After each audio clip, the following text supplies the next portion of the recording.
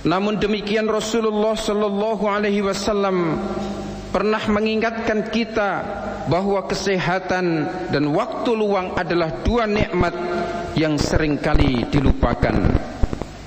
Ni'matani maghbunun fihima katsirum minan nasi sihhah wal faragh. Banyak manusia yang rugi karena dua nikmat yang disia-siakan, yaitu kesehatan dan waktu luang. Hadis riwayat Bukhari. Kesadaran untuk menjaga kesehatan adalah salah satu tanda bahwa seseorang itu termasuk orang yang terpilih untuk mensyukuri nikmat-nikmat Allah Subhanahu wa taala.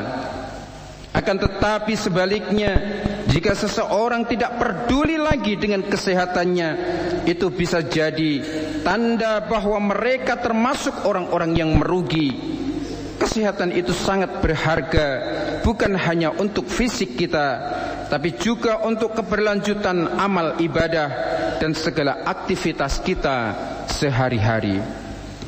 Karena di dalam tubuh yang sehat terdapat jiwa yang sehat juga. Wahai manusia, sungguh telah datang kepadamu pelajaran Al-Quran dari Tuhanmu, penyembuh bagi sesuatu penyakit yang terdapat di dalam dada, dan petunjuk serta rahmat bagi orang-orang yang mukmin. Hadirin rahimakumullah, selain jasad kita yang sehat, seharusnya jiwa kita juga yang sehat. Ada beberapa penyakit yang akhir-akhir ini melanda kepada kita sekalian, bukan daripada ucapan, akan tetapi komentar-komentar ataupun ketikan-ketikan kita di media sosial yang mengandung penyakit-penyakit hati. Yang pertama adalah hasad atau hasud atau iri dengki. Iri ini muncul ketika seseorang merasa tidak senang atau bahkan ingin memiliki apa yang dimiliki oleh orang lain. Perasaan ini bisa muncul dalam berbagai bentuk, mulai dari iri terhadap kekayaan orang lain, kecantikan orang lain, kecerdasan orang lain, hingga kelebihan-kelebihan yang lainnya. Oleh karena itu, Nabi Muhammad sallallahu alaihi wasallam mengingatkan kita untuk berhati-hati dengan perasaan iri dengki ini. Al-hasadu ya'kulul hasanat kama ta'kulun narul hatab. Sesungguhnya hasad atau iri dengki itu memakan kebaikan-kebaikan sebagaimana api memakan kayu bakar. Hadis riwayat Ibnu Majah. Selain itu, orang yang iri hati sungguh adalah orang yang sedang tersiksa hatinya. Kenapa? Karena perasaan iri itu selalu membawa keburukan di dalam hati. Di dunia ini tidak ada seorang pun yang tidak diberi nikmat oleh Allah Subhanahu wa taala. Setiap orang meskipun dalam keadaan yang berbeda-beda pasti memiliki karunia dan nikmat dari Allah Subhanahu wa taala. Namun bagi orang yang iri dengki, setiap nikmat yang diterima oleh orang lain justru menjadi sumber penderitaan baginya. Ia tidak bisa menikmati kebahagiaannya sendiri karena terus-menerus berfokus pada apa yang dimiliki oleh orang lain. Hal ini membuat hati menjadi sempit dan gelisah. Orang yang terus-menerus iri adalah orang-orang yang tidak merasa puas dengan apa yang ia miliki.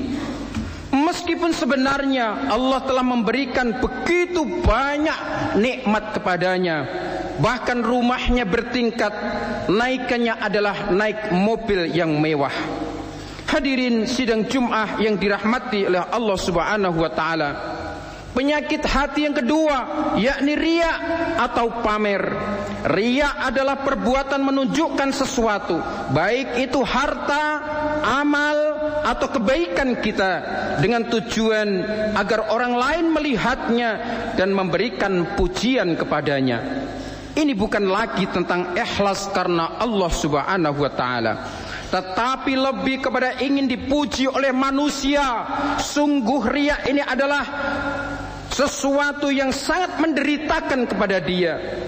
yaitu menjadikan syirik yang tersembunyi. Artinya, orang yang beramal dengan riya sebenarnya sedang membunyikan niatnya yang sebenarnya, yaitu ingin mendapatkan perhatian dan pujian dari orang lain, bukan dari Allah Subhanahu wa ta'ala. Di dalam hati orang riya, Allah seakan tidak lagi menjadi tujuan utama dari amalnya. Semua yang dilakukannya hanya untuk dilihat dan dihargai oleh manusia. Naudzubillah. Hadirin sidang Jum'ah yang dirahmati oleh Allah, penyakit yang ketiga yakni ujub atau kesombongan, yaitu sikap yang berbangga diri dengan menganggap diri sendiri lebih hebat daripada orang lain, lebih baik daripada orang lain, lebih benar daripada orang lain. Orang yang memiliki sifat sombong seringkali merasa dirinya lebih tinggi derajatnya, baik di dalam hal ilmu, dalam hal harta, dalam hal kedudukan, atau bahkan amal ibadah. Ia merasa seolah-olah tidak ada yang bisa menandingi dirinya, dan dengan begitu ia merendahkan orang lain. Namun Rasulullah Shallallahu Alaihi Wasallam sangat tegas di dalam hal ini. Beliau memberikan ancaman yang sangat berat bagi orang yang memiliki sifat sombong dalam hatinya. Dalam sebuah hadis yang diriwayatkan oleh Imam Muslim, Rasulullah Shallallahu Alaihi Wasallam bersabda, "La yadkhulul jannata man kana fi qalbihi mithqala dzarratin min kibrin." Tidak akan masuk surga orang yang di dalam hatinya ada seberat biji sawi dari kesombongan. Hadis ini mengingatkan kita bahwa kesombongan sekecil apapun bisa menjadi penghalang bagi kita untuk masuk surga.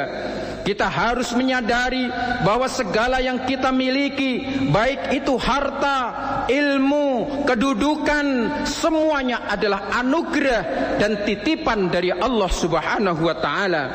Tidak ada satupun yang bisa kita banggakan, karena semuanya berasal dari Allah dan hanya sementara di dunia ini. Kesombongan hanya akan merusak hati kita dan menghalangi kita dari kebaikan.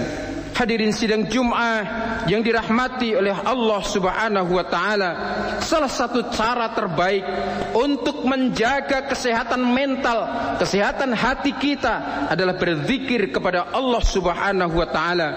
Berzikir memberikan ketenangan hati, sebagaimana Allah Subhanahu wa ta'ala berfirman, Bismillahirrahmanirrahim, Ala bizikrillahi tatma'innul qulub. Ingatlah, hanya dengan mengingat kepada Allah, hati akan menjadi tentram. Al-Quran surat Ar-Ra'd ayat 28. Di dalam tafsir An-Nukat wal Ulum, Imam Ma'wardi menjelaskan bahwa keterangan ini dapat dicapai dengan 3 cara. Taat kepada Allah, yang kedua beramal kebaikan dengan mengharap ridho Allah, yang ketiga mengingat janji-janji Allah di akhirat berupa balasan surga. Semoga kita mampu mengenali sifat-sifat tercela di dalam diri kita dan berusaha menghindarinya. Mari kita jaga kesehatan lahir, kesehatan batin dengan senantiasa mendekatkan diri kepada Allah Subhanahu wa ta'ala. Semoga Allah Subhanahu wa ta'ala selalu melimpahkan rahmat dan ketenangan kepada kita semua. Amin ya rabbal alamin.